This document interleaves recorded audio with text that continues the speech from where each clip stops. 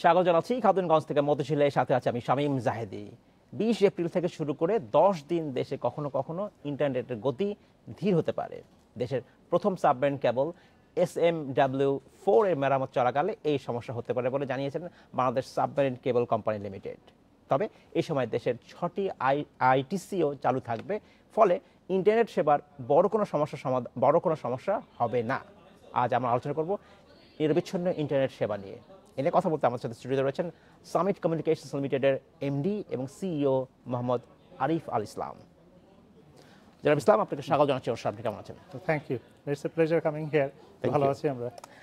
আমরা বলছিলাম শুরুতে যে নিরবিচ্ছিন্ন ইন্টারনেট সেবা নিয়ে আমরা কথা বলতে চাচ্ছিলাম। এর এক বড় সংকট আমরা প্রায় দেখি যে সাবমেরিন কেবলে সংস্কারের কাজ হয় বা কখনো কখনো তারটা কেটে গেছে আমরা শুনি, কিন্তু এবার একটা পরিকল্পিত মেইনটেনেন্স হচ্ছে। এই পুরো প্রক্রিয়াটা আসলে আগামী ইতিমধ্যে শুরু হয়ে গেছে 10 দিনের জন্য এই মেইনটেনেন্সটা। কিভাবে নিরবিচ্ছিন্ন ইন্টারনেট সেবা দেওয়া যাবে, কি ধরনের পরিকল্পনা নেওয়া হচ্ছে আপনাদের দিক থেকে? জি, আচ্ছা, আমাদের একটু বলি যে সাবমেরিন কেবল এটা একটা গ্লোবাল ফেনোমেনা, যে সব জায়গাতেই সাবমেরিন কেবল লে হচ্ছে গ্লোবালি, এবং প্রত্যেকটা সাবমেরিন কেবলই এরকম প্ল্যান্ড বা আনপ্ল্যান্ড মেইনটেনেন্সে যায়। তো এটা খুবই কমন। তো এই কারণে মাল্টিপল সাবমেরিন কেবল লে হচ্ছে। তো আমাদের এখানে সিমি 4 যেমন গত 3 বছরে এরকম 4-5 বার মেইনটেনেন্সে গেছে, প্ল্যান্ড মেইনটেনেন্সে, আনপ্ল্যান্ডও মেইনটেনেন্সে গেছে। তো রিসেন্টলি 3 বছর আগে গভর্নমেন্ট যে আইটিসি লাইসেন্স দিয়েছিল 6টা, ওই আইটিসি লাইসেন্সগুলো গত 3 বছর ধরে খুবই সিরিয়াসলি অপারেশনাল, যদিও 5 বছর আগে লাইসেন্সটা দেওয়া হয়েছে। সামিট কমিউনিকেশনের অন্যতম লাইসেন্স হোল্ডার। তো আমরা বেনাপোল বর্ডার দিয়ে টাটা এবং ভারতী এয়ারটেলের সাথে কানেক্টেড, এবং টাটা এবং ভারতী এয়ারটেল আমাদেরকে আবার মুম্বাই এবং চেন্নাই 2 জায়গাতে আবার ওখানে মাল্টিপল সাবমেরিন কেবলের সাথে কানেক্ট করেছে। আচ্ছা, তার ফলে আমি 5টা submarine cable at a time other than Simi 4 and Simi 5 আমি আইটিসি দিয়ে কানেক্টেড সামিট কমিউনিকেশনস, এবং এর ফলে মূলত আপনারা একটা এই সময়টাতে আমরা ইজিলি নিরবিচ্ছিন্ন ইন্টারনেটের ব্যাকআপ দিতে পারছি। এই সাবমেরিন কেবলের যে ওনার, তারা কি করছে? জি, সাবমেরিন কেবলের ওনার তো আমাদের Bangladesh submarine cable company limited. ওনাদেরও একটা রিডান্ডেন্সি আছে, যেটা সিমি 5। আচ্ছা, তো সিমি 4 এর current bandwidth usage about 300 Gbps, Simi 5 এ এরকম 450 মতো জিবিপিএস কারেন্টলি চলছে। আচ্ছা, তো ওনাদের সিমি 5 এর এখান থেকে রিডান্ডেন্সি দিচ্ছেন, কিন্তু এই সিমি 5ও আবার যদি হঠাৎ করে কাটা পড়ে ইন কেস আনপ্ল্যান, তাহলে কিন্তু পুরোটা ব্ল্যাক আউট হবে। এটা একটা চ্যালেঞ্জ আছে। তো এই জন্য আবার ফার্দার কথা হচ্ছে যে থার্ড সাবমেরিন কেবল আসার জন্য। এইসব ক্ষেত্রে যেহেতু সাবমেরিন কেবল আসলে মেনটেন করাটাও মুশকিল, সমুদ্রের নিচে তলদেশ দিয়ে একটি কেবল যাচ্ছে, সেক্ষেত্রে ইন্টারন্যাশনাল টেরেস্ট্রিয়াল কেবল যারা অপারেটর আছেন, তাদের ভূমিকাটা আসলে এখানে কতটা হতে পারে নিরবিচ্ছিন্ন ইন্টারনেট সেবা দেওয়ার ক্ষেত্রে? জি, এখানে আমাদের একটা মেজর প্রবলেম ইভেন সাবমেরিন কেবলের জন্য, যে আমি কত ক্যাপাসিটি নেটওয়ার্ক বিল্ড করব। আমাদের যেমন একটা এক্সাম্পল দিই, যে সিমি 5 যেটা, যদিও এটা 2.3 টেরাবাইটের ক্যাপাসিটি, কিন্তু পুরো 2.3 টেরাবাইট প্রথমেই ইকুইপমেন্টের লিড আপ করা হয় না, কারণ ওটা অনেক এক্সপেন্সিভ। তো ধীরে ধীরে ব্যান্ডউইথ বাড়বে, তখন এই 2.3 টেরাবাইট আস্তে আস্তে লিড আপ করতে হবে, বা ইকুইপমেন্ট বেটার ক্যাপাসিটির ইকুইপমেন্ট বসাতে হবে। তো এইরকম এই যে 6টা টেরেস্ট্রিয়াল কেবল, ইনারাও কিন্তু যে টাটা বা ভারতীর থেকে ক্যাপাসিটি নিয়ে আসছে, তারা সবাই কি টাটা বা ভারতীর কাছ থেকে নিচ্ছে নাকি? টাটা এন্ড ভারতী ইন্ডিয়াতে মেইনলি প্রিডমিনেন্ট এই ব্যান্ডউইথটা দেওয়ার জন্য। তো টাটা ভারতী থেকে ল্যান্ড বেস, সো এটাই হচ্ছে ভায়াবল, এই দুটো নেটওয়ার্কই ভায়াবল। আচ্ছা, এর বাইরে সেই অর্থে নেই, বাইরে সেই অর্থে নাই। তো এই যে আমরা 6টা আইটিসি অপারেটর কে কতখানি ক্যাপাসিটির ব্যান্ডউইথ টাটা বা ভারতীর সাথে বিল করছে, এটার উপর ডিপেন্ড করছে যে আমি কত নিরবিচ্ছিন্ন দিতে পারছি। তো আমরা সামিট কমিউনিকেশন সবসময় এনসিওর করি যে একটা কাস্টমারকে মিনিমাম 2টা রাউটে, একটা সাবমেরিন কেবল রাউটে, একটা টেরেস্ট্রিয়াল কেবল রাউটে দেওয়ার জন্য। আর যেগুলো প্রাইম কাস্টমার আছে, যেমন মোবাইল অপারেটর এবং আইএসপিদের মধ্যে যারা বড় আইএসপি, যারা একটু ফি বেশি পে করে পার এমবিপিএস ব্যান্ডউইথ, তাদের জন্য আমরা 3টা রাউটে, আপনার দেখা যাচ্ছে টাটা, ভারতী এবং একটা সাবমেরিন কেবল, তো 3টা রাউটে তাদের আপ টাইম এনশিওর করছে, এবং আমাদের ম্যাক্সিমাম টাইমে আপ টাইম হচ্ছে 4টা 99.99% আপ টাইম। তো মেজরিটি টাইম ইটস ভেরি মানে ফ্র্যাকশন অফ মিনিটস, যে টাইম টু টাইম এটার একটু কোয়ালিটি প্রবলেম হতে পারে, কোথাও হয়তো টাটা বা ভারতী কাটার পড়লো, সুইচিংয়ের সময় যেই সময়টুকু লাগে ওই সময়ের কারণে। সামিট ছাড়াও কিন্তু আরো ইন্টারন্যাশনাল টেরেস্ট্রিয়াল কেবল অপারেটর রয়েছে, জি। রাইট? বা আরো এনটিটিএন রয়েছে যারা আসলে মূলত এই ফাইবার অপটিক যে এটাকে লেআউট সারা fiber বাংলাদেশে optic করে, network। নেটওয়ার্ক লে করে, জি। তারা আসলে কি করছে এই সময়টার ক্ষেত্রে? তো এখন আমি বলি যে টেরেস্ট্রিয়াল কেবলগুলো শুধু এই ক্রস বর্ডারটার কাজ করছে। সাবমেরিন কেবলটা cross border up to say Singapore বা আপ টু কোনো একটা বড় হাব পয়েন্ট পর্যন্ত নিয়ে যাচ্ছে, রাইট। কিন্তু দেশের মধ্যে এই এনটিটিএন এই ইন্টারনেটটাকে ছড়িয়ে দেওয়ার জন্য বা ট্রান্সমিশনটাকে ছড়িয়ে দেওয়ার জন্য এনটিটিএনরা কাজ করছে। আচ্ছা, তো এখন 5টা এনটিটিএন লাইসেন্স আছে, 3টা গভর্নমেন্ট ইনক্লুডিং বিটিসিএল, আর আমাদের 2টো প্রাইভেট এনটিটিএন লাইসেন্স আছে। তো আমরা এই ইন্টারনেট এবং এই ট্রান্সমিশনটাকে সারা দেশে ছড়িয়ে দেওয়ার জন্য আমরা হিউজ নেটওয়ার্ক বিল করেছি। গত 10 বছরের সামিট কমিউনিকেশন 44,000 কিলোমিটার নেটওয়ার্ক বিল করেছে সারা বাংলাদেশে। আচ্ছা। প্রত্যেকটা ডিস্ট্রিক্টে আমরা ফাইবার নিয়ে গেছি, প্রত্যেকটা উপজেলায় নিয়ে গেছি, এখন ইউনিয়ন লেভেলে নিয়ে যাওয়ার কাজ চলছে। আচ্ছা, গভর্নমেন্টের একটা প্রজেক্টের মাধ্যমে ইনফো সরকার 3, তার মাধ্যমে আমরা ইউনিয়ন লেভেলে এই নেটওয়ার্কটাকে নিয়ে যাচ্ছি। তো এখন যে কোনো আইএসপি একটা ইউনিয়ন লেভেলে বা যে কোনো একটা মোবাইল অপারেটর একটা ইউনিয়ন লেভেল পর্যন্ত যেতে পারবে এই না। ইন্টারনেট বা এই ট্রান্সমিশনটার ব্যান্ডউইথ নিতে পারে আমাদের কাছ থেকে। আমরা একটা অভিযোগ প্রায় শুনি যখন আমরা মূলত বাংলাদেশে যেহেতু ইন্টারনেটের 95% সেবা আসে মোবাইল ফোনের মাধ্যমে, জি। যখন নিরবিচ্ছিন্ন সেবার কথা বলা হয় বা নিরবিচ্ছিন্ন ভয়েস কলের ক্ষেত্রে বলা হয়, তখন কিন্তু মোবাইল ফোন অপারেটরগুলো একটা বড় অভিযোগ করেন, সেটা হচ্ছে যে এই নিরবিচ্ছিন্নতা তাদের উপর নির্ভর করে না, অনেকটাই নির্ভর করে আসলে এনটিটিএনদের উপর নির্ভর করে। জি, জি। এই যে ইকোসিস্টেমে জি, আপনাদের একটা বড় ভূমিকা রয়েছে, জি, জি, জি। এবং সেইখানে তারা বলছেন যে তাদেরকেও সুযোগটা দেওয়া হোক, যদিও সে সরকারি আইন সেটা পারমিট করে না, রাইট। কিন্তু এই জায়গাটায় এই দ্বন্দ্বটা যে তারা বলছে আমরা ঠিক ভালো সেবা পাচ্ছি না এনটিটিএনদের কাছ থেকে, এইটাকে আপনি কিভাবে অ্যাড্রেস করতে চান? একটু আপনাকে বলি, কয়েকটা এক্সাম্পল দিই। আমাদের যখন এনটিটিএন শুরু হয়েছে 2010 সালে, আমরা সিরিয়াসলি লে করা শুরু এর আগে মোবাইল ফোন অপারেটর তারা নিজেরাই করতেন? মোবাইল ফোন নিজেরা লে করতে পারতো এবং আইএসপিরাও নিজেরা লে করতে পারতো। আচ্ছা। তখন অল টুগেদার সারা বাংলাদেশে অফিসিয়াল রেকর্ড অনুযায়ী, বিটিআরসি রেকর্ড অনুযায়ী 12 থেকে 13,000 কিলোমিটার ফাইবার রাউটে, যেমন ঢাকা চিটাগাং ঢাকা সিলেট, এভাবে 12 থেকে 13,000 কিলোমিটারের ফাইবার ছিল। সো ফারাজ আমরা গত 10 বছরে লে করেছি 1 লাখ কিলোমিটারের উপরে, সবগুলো এনটিটিএন এবং আগের ফাইবার মিলে 1,20,000 কিলোমিটার ফাইবার লে করা হচ্ছে। এটা একটা হিউজ রিভলিউশন, ইনফ্রাস্ট্রাকচারে এত বড় একটা ডেভেলপমেন্ট হয়েছে, নাম্বার 1। নাম্বার 2, এই যে মোবাইল অপারেটরদের যে ফাইবারগুলো ছিল সেগুলো কিন্তু স্টিল আছে, এবং ওই ফাইবারগুলো থেকে ইভেন আমরাও ওই ফাইবারগুলো থেকে কিছু লিজ নিয়েছি রিডান্ডেন্সি, যেটা হচ্ছে বাংলাদেশ রেলওয়ের কিছু ফাইবার থেকে, রেলওয়েরও আছে বা গ্রামীণ ফোনের বা রবির কিছু নিজেদের লে করা ফাইবার আছে, বাংলা লিঙ্কেরও কিছু আছে। গ্রামীণ ফোনের হয়তো নিজেদের 2,500 কিলোমিটার আছে, রবির আছে 1,500 কিলোমিটার, বাংলা লিঙ্কেরও 1200 কিলোমিটারের মতো ফাইবার আছে। এই ফাইবারগুলো কিন্তু তারা মেনটেন করছে, তো আমরা ওনাদের কাছ থেকে কিছু ব্যান্ডউইথ নিচ্ছি। তো ওনাদের আপ টাইম ভার্সেস আমাদের আপ টাইম যদি কম্পেয়ার করেন, more or less same, but আমাদের আপ টাইম ওদের চেয়ে কনসিস্টেন্টলি যদি আপনি সারা বছর দেখেন, আমাদের আপ টাইম ওদের চেয়ে বেটার।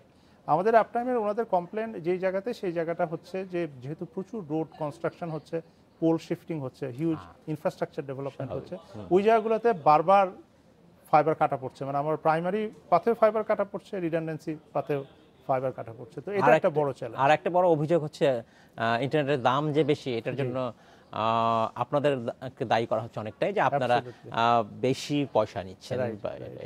এটা কিভাবে আপনি দেখেন? সেম হিস্টোরিক্যালি যদি বলি যে আমরা আসার সময় 2010-11 সালের দিকে একটা E1, তখন এমবিপিএস ছিল না, E1 মানে 2 এমবিপিএস, 2 এমবিপিএস এর প্রাইস ছিল তখন ধরেন 27,000 থেকে 30,000 টাকা। মোবাইল অপারেটররাই তখন মেইনলি দিত। এই 27,000 থেকে 30,000 টাকাটা এখন চলে এসছে 300-400 টাকার মধ্যে, 300-400 টাকা পার এমবিপিএস চলে এসছে, হয়তো ডবল করলে 2 এমবিপিএস এর ইকুইভ্যালেন্ট করলে 700-800 টাকা। তো এখন মোবাইল অপারেটর বা আইএসপিরা এই 300-400 টাকায় কিনে কিন্তু অনেককে শেয়ারিংয়ে দিচ্ছে। তো সেই হিসাবে যদি ধরেন আপনার বাসায় আপনি 1 এমবিপিএস ইন্টারনেট নিয়েছেন, কিন্তু আপনি কিন্তু যদি ক্লিক করে দেখেন আপনি 1 এমবিপিএস পাবেন না, আপনি হয়তো ওখানে 10 জনকে শেয়ারিংয়ে দিয়েছেন বা 5 জনকে শেয়ারিংয়ে দিয়েছে। মোবাইল অপারেটরদের শেয়ারিং তো আরো অনেক বেশি, এখানে হয়তো দেখা যাচ্ছে যে কয়েকশো লোক শেয়ারিংয়ে আছে। তো ওইটা কিন্তু ওই 300-400 টাকার আবার ফ্র্যাকশনে চলে আসে ওদের কাছে। তো এই জন্য আমরা বলবো যে এটা অনেক নেমেছে। এটা আমরা একটা অফিসিয়াল স্ট্যাটিস্টিক্স কিছু করেছিলাম টাটা ভারতীর সাথে, যেহেতু আমাদের বিজনেস পার্টনারশিপ আছে, ওদের ট্রান্সমিশন প্রাইস ইন্ডিয়াতে কেমন, আমাদের প্রাইসটা এখন ইন্ডিয়ার চেয়েও লোয়ার লেভেলে নেমে এসছে। তো একটা টিপিক্যাল এক্সাম্পল দিয়ে, আপনার বাসায় যেমন আপনি ইন্টারনেট নেন 1 Mbps এর কানেক্টিভিটি যদি হয় এখন 500 টাকার আশেপাশে, রাইট। আর যদি একটু বেশি 3 Mbps 4 Mbps বা 5 Mbps দেন 1000 টাকার উপর। 1000 টাকা 1200 টাকার মতো হয়ে যায়। তো এই 500 টাকায় যে 1 Mbps এইটার পিছনে আইএসপিদের খরচ কত বা আমাদের খরচ কত আমরা দেখেছি রাফলি অ্যারাউন্ড 20% খরচ আমাদের, 80% খরচ তাদের। কারণ যেহেতু আমি 300 টাকায় 1 Mbps তাকে ব্যান্ডউইথ দিই, আর ওর কিনতে লাগে 300-400 টাকা, তো 400 টাকা ধরলাম, 300 আর 400 700 টাকাও লাগে কিনতে। 700 টাকায় কিনে তো 10 জনকে শেয়ারিং এ দিচ্ছে, 10 জনকে শেয়ারিং এ দিলে ওনার 70 টাকা পড়ছে, তো 70 টাকায় কিনে উনি কিন্তু 500 টাকায় বিক্রি করছেন। এই 500 টাকায় ওনার খরচ হচ্ছে লাস্ট মাইল বাসা পড়ে। আসলে এই জায়গায় আসলে কস্ট মডেলিংটা কি সেটা আসলে আমাদের বুঝতে হবে, তাদের কস্ট মডেলিং কি বা আপনাদের থেকে সেটা আসলে দেখা উচিত। আমরা বিটিআরসি কে খুব রিকোয়েস্ট করছি গত 3-4 বছর ধরে আমাদের একটা প্রাইস সেট করে দেওয়ার জন্য, যাতে সব ইন্ডাস্ট্রির স্টেক হোল্ডারদেরকে সাথে নিয়ে প্রাইসটা সেট করা হয়। তো বিটিআরসি ওটা নিয়ে কাজ করছে, তো আমরা খুব খুশি হব যদি। স্বাগত আরেকবার খাতুনগঞ্জ থেকে মতিঝিলে। আজ আমরা আলোচনা করছি নিরবিচ্ছিন্ন ইন্টারনেট সেবা নিয়ে। এটা কথা বলতে আমাদের সাথে স্টুডিওতে রয়েছেন সামিট কমিউনিকেশনস লিমিটেডের এমডি এবং সিইও মোহাম্মদ আরিফ আল ইসলাম। জনাব ইসলাম, আপনাকে স্বাগত জানাচ্ছি অনুষ্ঠানে। কেমন আছেন আপনি? জি, এই তো আমরা আবার শুরু করছি। যে বিষয়ের প্রশ্ন আমি আপনার কাছে করতে যাচ্ছি সেটা হচ্ছে যে আমরা বলছিলাম যে এনটিটিএন খুব বড় একটা ভূমিকা রাখে ইন্টারনেটকে ছড়িয়ে দেওয়ার ক্ষেত্রে। জি, এবং বলা হচ্ছে এনটিটিএন এর সংখ্যা প্রাইভেট সেক্টরের দুটো মাত্র, ফাইবার অ্যাট হোমস, সামিট যে আরেকজন কোম্পানি, আর বাকিগুলো হচ্ছে সরকারি, যেটা হচ্ছে বিটিসিএল, পিসিজিবি এবং রেলওয়ে তো আছে। জি, জি, এক ধরনের লিমিটেশনস রয়েছে বলা হচ্ছে যে এই লাইসেন্সিং এর ক্ষেত্রে, অর্থাৎ যারা অপারেটর বা যারা ডেটা কিনতে চায় নিতে চায় তাদেরকে অপশন খুব বেশি নেই। তারা অনেক সময় বলেন যে তারা অনেক সময় মনোপলির শিকার। ব্যাপারটা কি ঠিক? জি, আমি একটু এগেইন লুকিং ব্যাক, যে প্রথমে তো এই লাইসেন্সটা ছিল না। যখন লাইসেন্সটা দেওয়া হলো গভর্নমেন্টের জন্য অ্যাজ ওয়েল অ্যাজ প্রাইভেট সেক্টরের জন্য, এটা একটা টেস্ট কেস ছিল যে এনটিটিএন সার্ভাইভ করে কিনা। কারণ আমরা কিন্তু household, enterprise market, bank, other ইনস্টিটিউশনকে ডাইরেক্টলি সার্ভিস দিতে পারি না। আমাকে সার্ভিস দিতে হবে একটা ইনফ্রাস্ট্রাকচার তৈরি করে, শুধু মোবাইল অপারেটর, আইএসপি এবং গভর্নমেন্টকে আমরা সার্ভিস দেই। তো এইটার উপরে বেস করে একটা এত বড় ফাইবার অপটিক নেটওয়ার্ক ইনভেস্ট করা সম্ভব কিনা। তো আমাদের, আপনি জানেন যে সামিট গ্রুপ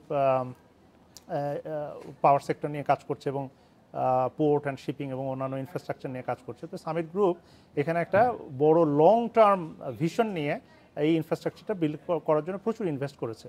কিন্তু এখানে যদি আপনার যদি ধরেন যে 5টা লাইসেন্স আছে কারেন্টলি এনটিটিএন, 5টার জায়গায় যদি 20টা বা 25টা লাইসেন্স, অনেকে বলছে 5টা জায়গায়, আসলে বেসিক্যালি অনেকে দুটো বলছেন, কারণ বাকি হলো সরকারি, পাবলিক সেক্টর। পাবলিক সেক্টরে আসলে মানুষের খুব একটা আগ্রহ নাই। আমি অনেক উদ্যোগের সাথে কথা বলছি। হ্যাঁ, বিটিসিএল প্রথম থেকে আছে, বাট বিটিসিএল এর হয়তো অনেকে বিটিসিএল ইউজ করতে চায় না, প্রাইভেট সার্ভিস গুলো ইউজ করতে চায়। বাট আমরা যেহেতু দুটো ইনফ্রাস্ট্রাকচারে যদি একই জায়গা দিয়ে আপনি 5টা হাইওয়ে বানান, একটা হাইওয়ে তখন আর বিজনেস কেস হয় না। তো আমাদের যদি প্রথমে যদি এরকম 10টা বা 7-8টা লাইসেন্স দেওয়া হতো, তাহলে হয়তো আমাদের এত পরিমাণ সারা বাংলাদেশে যে ইনভেস্টমেন্ট সামিট গ্রুপ করেছে সেটা হয়তো করা সম্ভব হতো না, কারণ এটা বিজনেস কেসই দাঁড়াতো না। তো এই যে আমি রেভিনিউটা আর্ন করছি সেটা 5 জনের মধ্যে বা 7 জনের মধ্যে ভাগ হয়ে যেত। বাট এখন যেহেতু ইন্ডাস্ট্রিটা বিল্ড আপ হয়ে গেছে, এটা গভর্নমেন্ট অবশ্যই কনসিডার করতে পারে যে আরো ফার্দার লাইসেন্স দিবে কিনা। রাইট। এই নিরবিচ্ছিন্ন সেবার ক্ষেত্রে অনেকেই যেটা বলেন, বিশেষ করে মোবাইল ফোন অপারেটররা বলেন যে তারা আসলে এনটিটিএন, তারা অনেক সময় আইসিডাব্লিউ বলেন যে এটা হলে খারাপ হয় না। অর্থাৎ এই যে পুরো ইকোসিস্টেম, তারা বলেন যে এই যে পুরো ইকোসিস্টেমে তাদের পুরো কন্ট্রোল নাই। মোবাইল কলে, ভয়েস কলের ক্ষেত্রে বা ডেটার ক্ষেত্রে, সার্ভিসের ক্ষেত্রে ভালো কোয়ালিটি অফ সার্ভিস নিশ্চিত করবার ক্ষেত্রে এই বিষয়গুলো নির্ভরশীল। এখন তো আবার নতুন করে যোগ হয়েছে আর মোবাইল টাওয়ার লাইসেন্সিং ক্ষেত্রে, যেটা আগে অপারেটররা নিজেরাই করতে পারতো, সেটার জন্য আলাদা এখন কোম্পানি করতে হচ্ছে। আপনার কি মনে হয় যে আমাদের এই সেক্টরে too many layers, NTTN, IGW, ICX, mobile phone tower, এত লাইসেন্সিং বা এত রেজিম থাকে, সত্যিকার অর্থে কি কোয়ালিটি অফ সার্ভিসের ক্ষেত্রে বাধা হয়ে দাঁড়াবে এটা? এখানে গ্লোবালি 2 টাইপের কনসেপ্ট আছে। একটা কনসেপ্ট হচ্ছে যে ইউনিফাইড লাইসেন্স, যেমন একটা লাইসেন্স, একটা মোবাইল অপারেটর লাইসেন্স, সে সব কিছু করতে পারে ফাইবার অপটিক টাওয়ার, যেটা আমাদের আগে ছিল। তো পৃথিবীর অনেক দেশে এরকম সিস্টেম আছে যে লেয়ার্ড ওয়াইড লাইসেন্স, যেখানে এরকম একটা অপারেটর সব করতে পারে না। টাওয়ার, ফাইবার, এগুলো ইনফ্রাস্ট্রাকচারের ধরনের এক টাইপের লাইসেন্স, আর এই সার্ভিস দেওয়ার জন্য আইএসপি, মোবাইল, এগুলো আর এক টাইপের লাইসেন্স। তারপরেও একটু লাইসেন্স লেয়ারের সংখ্যা আবার গেটওয়ের অনেকগুলো চলে এসছে। তো ইনফ্রাস্ট্রাকচার, তারপরে গেটওয়ে, তারপরে সার্ভিস প্রোভাইডার লেয়ার অনেকগুলো হয়েছে। ফুলি এগ্রি, আইজিডব্লিউ, জি জি জি, এবং এগুলোর সংখ্যা অনেক বেশি। রাইট। এই সংখ্যাটা বেশি হওয়ার কারণে এই জিনিসটা একটা অনেকখানি একটা হচপচ অবস্থা হয়ে গেছে। আবার এর পক্ষেও একটা যুক্তি হচ্ছে এরকম যে একই কোম্পানির যদি সব রকম সুযোগ সুবিধা দেওয়া হয় তাহলে কিন্তু সেই অর্থে মার্কেট কমিউনিকেশন বা মার্কেট কম্পিটিশন যেটা সেটা নিশ্চিত হবে না। মার্কেট কম্পিটিশন নিশ্চিত করবার জন্যই ভেঙে ভেঙে দেওয়া হচ্ছে। এটা কিভাবে দেখেন না? ধরা যাক সামিট আপনারা এনটিটিএন ব্যবসা করছেন, আইটিসি ব্যবসা করছেন, একই সাথে এখন আপনাকে একটা মোবাইল ফোন কোম্পানির ব্যবসাও দেওয়া হলো, তাহলে কি ব্যাপারটা কম্পিটিশন ব্যাহত হবে না? হ্যাঁ, তার তখন আবার ইউনিফাইড হয়ে যাবে যে আমি এনটিটিএন এর সাথে যদি মোবাইলও করতে পারি তাহলে আমি আবার সবই করতে পারছি। তো ওইটা একটা রেজিম যে ইউনিফাইড করা, আর একটা হচ্ছে লেয়ার ওয়াইজ করা। লেয়ার ওয়াইজ করার আরও একটা ভিশনারি অবজেক্টিভ ছিল গভর্নমেন্টের, যে দেশীয় কিছু প্রতিষ্ঠানকে ধীরে ধীরে টেলিকম ইন্ডাস্ট্রিতে এনগেজ করা, যাতে যেহেতু আপনি জানেন যে মোবাইল অপারেটরগুলোর বিদেশি ইনভেস্টমেন্ট বেশি, এবং যেটাও দেশের জন্য দরকার ছিল তখন দেশীয় প্রতিষ্ঠানরা এত বড় হয়তো ইনভেস্ট করার সাহস করতো কিনা। তো কিন্তু পরবর্তীতে যখন ইন্ডাস্ট্রিটা বিল্ড আপ হয়েছে, গভর্নমেন্ট চাচ্ছে যেখানে ধীরে ধীরে কিছু দেশীয় প্রতিষ্ঠান এনগেজ হোক। তো সেই অবজেক্টিভ থেকে হয়তো লাইসেন্সের সংখ্যা একটু বেশি হয়েছে, বাট এটা গভর্নমেন্ট আবার চিন্তা করছে যে এই লাইসেন্সিং রেজিমটাকে কিভাবে ঠিক করা যায়। এটা নিয়ে একটা ILDTS পলিসি নিয়ে বিটিআরসি কাজ করছে। বা টাওয়ারটা নিয়ে একটু বলা দরকার। টাওয়ার আসলে পৃথিবীর সব দেশেই টাওয়ার লাইসেন্স দেওয়া হয় মোবাইল অপারেটর লাইসেন্সের সাথে সাথে, যাতে মোবাইল অপারেটরদেরকে টাওয়ার বিল না করতে হয়। একটা টাওয়ার কোম্পানি একটা রিয়েল এস্টেট ব্যবসার মতো। সামিটও একটা টাওয়ার লাইসেন্স পেয়েছে। তো আমরা এই রিসেন্টলি, যদিও একটু দেরি হয়ে গেছে, অলরেডি সারা দেশে 33,000-এর মতো টাওয়ার বিল হয়ে গেছে। আমরা রিসেন্টলি 4টা অপারেটর টাওয়ার লাইসেন্স পেয়েছে, তার মধ্যে আমরা একটা। তো আমরা চেষ্টা করছি যে আমরা এই সার্ভিসটা হয়তো দিব। 5G হলে অনেক টাওয়ারের ডিমান্ড আসবে। তো এই আজকে অনেক ধন্যবাদ জনাব আরিফুল ইসলাম, আজকে আমাদের শেষ করতে হচ্ছে। ভবিষ্যতে নিশ্চয়ই আমরা আপনার সাথে আবার কথা বলবো। অনেক ধন্যবাদ আপনাকে। এই ছিল আজকের মধ্যে খাতুনগঞ্জ থেকে মতিঝিলে। আমাদের সাথেই থাকবেন, দেখা হবে আবারও।